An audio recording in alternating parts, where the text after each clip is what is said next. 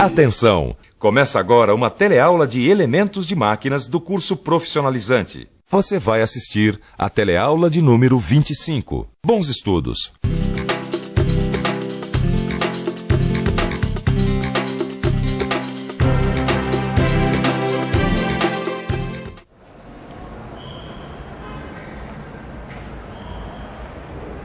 Ô Silva, tirou o dia para fazer manutenção da máquina? É, com manutenção de equipamento não se brinca não, Tito.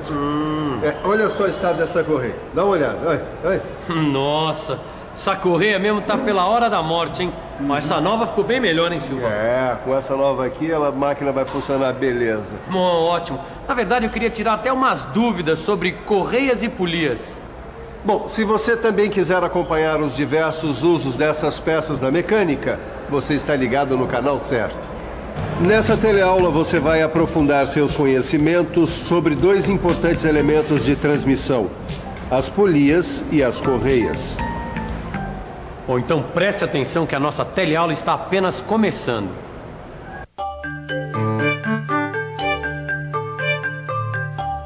Ó, acho que é essa aqui. Obrigado.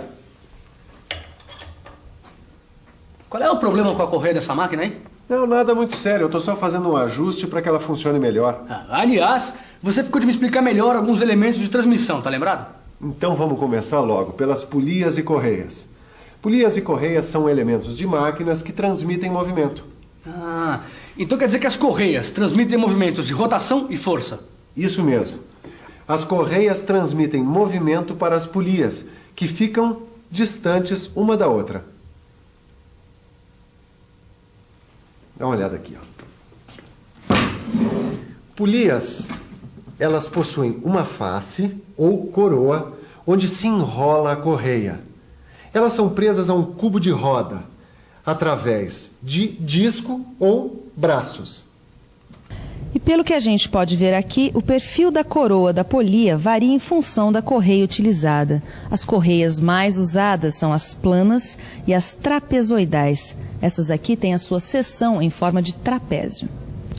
As polias para correias planas podem apresentar dois formatos na sua superfície em contato com a correia. Olha só, esta superfície pode ser plana ou levemente abaulada, quer dizer, curva. A polia com superfície abaulada é sempre movida ou conduzida. Ela é usada para evitar que a correia escape das polias quando em movimento. Silva, quais são os materiais que a gente utiliza para se fazer as correias planas? Bom, as correias planas podem ser feitas de couro de boi, de materiais fibrosos ou sintéticos à base de algodão, pelo de camelo, viscose, perlon, nylon, ou ainda um combinado, um misto de couro de boi e sintético. Certo. E as polias que recebem essas correias planas ou chatas? Bom, elas devem ter braços a partir de 200 milímetros de diâmetro. Bom, e se for menor que 200 milímetros? Abaixo desse valor, Tito, a coroa é ligada ao cubo por meio de um disco. Mas peraí, Silva, essa polia tem canal. Ela não é usada com correia V, a tal da trapezoidal? Tem toda a razão. A correia em V ou trapezoidal é inteiriça e fabricada com seção transversal em forma de trapézio. Ela é feita de borracha revestida de lona e formada no seu interior por cordonéis vulcanizados para as forças. Ananias, eu só não entendi qual é a vantagem de se usar uma correia trapezoidal ao invés da correia plana. Olha, a correia trapezoidal, ela praticamente não apresenta deslizamento. Além disso, ela é bem mais silenciosa do que a correia plana. Tá aí. São dois bons motivos. Mas não são só esses. A correia trapezoidal, ela permite o uso de polias bem próximas. Ela não dá choque e não escapa como a correia plana. Mas pelo tempo que você gastou para achar a correia certa para polia, eu imagino que deve haver uma infinidade de tamanhos de correia. Quase todos os tamanhos, Caio. Realmente existem vários perfis padronizados de correias trapezoidais para máquinas industriais. Só que para as correias trapezoidais, as polias devem ter os canais dimensionados de acordo com o perfil padrão da correia utilizada. Para encontrar as dimensões dos canais das polias, basta a gente consultar a tabela apropriada, como esta aqui. Você sabe como se consulta essa tabela? Claro. Imagine que nós vamos executar uma polia como esta aqui do desenho. Se o diâmetro da polia é de 250 milímetros, então o perfil padrão da correia é o C, e o ângulo do canal é de 34 graus. Agora é só determinar as outras dimensões do canal. T mede 15 milímetros e 25 centésimos de milímetros. S, 25 milímetros e 5 décimos de milímetros. W, 22 milímetros e 5 décimos. Y, 4 milímetros. Z, 3 milímetros. H, 22 milímetros. K, 9 milímetros e 5 décimos. U, 1 milímetro e 5 décimos. E finalmente X mede 8 milímetros e 25 centésimos. Olha, Silva, com a ajuda dessa tabela, fica bem mais fácil encontrar as dimensões dos canais das polias que a gente necessita para cada caso. Ah, fica assim, Tito. E se você usar a polia certa numa determinada correia, aí sim fica garantida a função básica que é a transmissão. Você sabe, né, Tito? Na transmissão por polias e correias, a polia que transmite o movimento e força também é chamada de polia motora ou condutora. Ah, eu sei sim. Inclusive, a polia que recebe o movimento e a força é chamada de polia movida ou polia conduzida. Exatamente. Mas a maneira como a correia é colocada vai determinar o sentido de rotação da polia. Isso é tão fundamental na hora de colocar a correia na polia. Mas eu só tenho uma dúvida. Quanto ao sentido dessa rotação. Isso é fácil de entender. Chamamos de sentido direto de rotação quando a correia fica reta e as polias têm o mesmo sentido de rotação. Então quer dizer que nesta outra máquina encontramos o sentido de rotação inverso, com a correia cruzada e o sentido de rotação das polias sendo invertido. Bom, agora tem uma coisa. Tanto num caso quanto no outro, os eixos das polias estão em paralelos. Nesses casos, sim.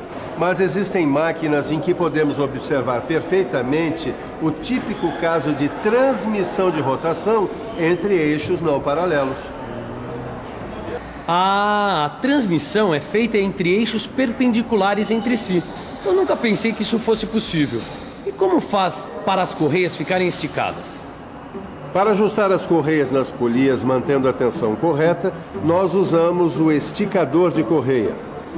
Ele trabalha junto com as polias de diversas formas, dependendo da função e do tipo da correia. E como é feita a representação dessas diferentes formas de polias?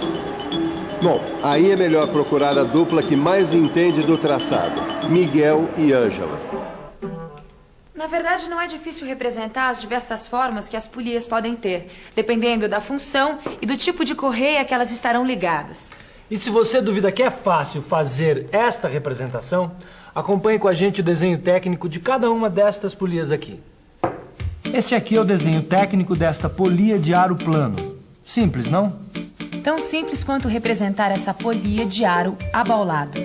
Mas igualmente fácil é fazer o desenho técnico desta polia escalonada de aro plano. Que tal a representação de uma polia escalonada de aro abaulado? Tranquilo, né? Mas não tanto quanto o desenho técnico desta polia com guia. E o que você me diz da representação desta polia em V simples? Quase tanto quanto fazer o desenho técnico desta polia em V múltipla. Agora que a gente já viu o desenho técnico, está na hora de pensar nos materiais de fabricação de polias. De que materiais são feitas as polias? Olha, para a construção dessas polias são usados ferro fundido, aços, ligas leves e materiais sintéticos. De todos esses materiais que você falou, qual é o mais usado? O mais usado mesmo é o ferro fundido. Só que a superfície da polia não deve apresentar porosidade. Caso contrário, a correia vai se desgastar muito rapidamente. Olha, Silva, essa polia ela não tem porosidade. Ela desgasta menos a correia. Essa daí tá ótima. Agora, para o serviço ficar perfeito mesmo, nós temos que conhecer a relação de transmissão. Como assim, relação de transmissão? Titão, na transmissão por polias e correias, para determinar os diâmetros das polias e, por extensão, o perfil das correias, é preciso conhecer a relação entre elas. Ah, eu acho que eu entendi. Nós precisamos estabelecer esses diâmetros para poder determinar a relação de transmissão. Mas como é que é representada essa relação de transmissão, Silva? Isso não é difícil de entender, quer ver? Dá uma olhadinha aqui. Nós usamos a letra I para representar a relação de transmissão. Ela é a relação entre o número de voltas das polias, representada pela letra N. Numa unidade de tempo e os seus diâmetros, a velocidade tangencial V é a mesma para as duas polias e é calculada pela fórmula V igual π vezes diâmetro vezes N. Como as duas velocidades são iguais, então V1 igual a V2, o que significa que π vezes D1 vezes N1 é igual a π vezes D2 vezes N2. Ou seja, D1 vezes N1 igual a D2 vezes N2, o que é o mesmo que N1 sobre N2 igual a D2 sobre D1 igual a I. Portanto, I igual a N1 sobre N2 igual a D2 sobre D1, onde D1 é o diâmetro da polia menor. D2 é o diâmetro da polia maior.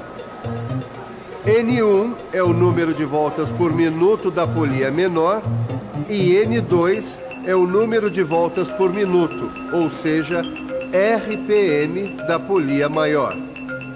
Na transmissão por correia plana, a relação de transmissão, ou seja, o I, não deve ser maior do que 6. E na transmissão por correia trapezoidal, este valor não deve ser maior do que 10. Existem também as polias para cabos de aço, para correntes, para correias redondas, polias ou rodas de atrito e polias para correias dentadas. No motor deste carro, a gente encontra um ótimo exemplo de polias e correias dentadas. Olha só este conjunto de polias e correias dentadas. É usado em certos motores de automóvel. É usado principalmente quando é preciso manter o sincronismo entre um eixo e outro. No caso, esta polia, que é movida pela outra, movimenta o eixo que comanda a abertura e o fechamento das válvulas, em sincronia com o movimento dos pistões e as explosões na câmara de combustão. Como você pode ver, não são poucas as aplicações e os tipos de correias e polias. Por isso, nós vamos ficar agora com a revisão. E atenção, se liga aí que é a hora da revisão. Na teleaula de hoje, você conheceu mais a fundo as polias e as correias, dois importantes elementos de transmissão de movimentos. Viu que as correias mais usadas são as planas e as trapezoidais. Aprendeu quais são os materiais mais usados na fabricação das correias e das polias. E, por fim, acompanhou o cálculo da relação de transmissão. Já que é comum falar em polias e pensar em correias, acho que a gente já deu uma boa olhada nelas hoje. Mas o assunto correias não termina aqui. Ele é o tema da nossa próxima teleaula. Até lá! Até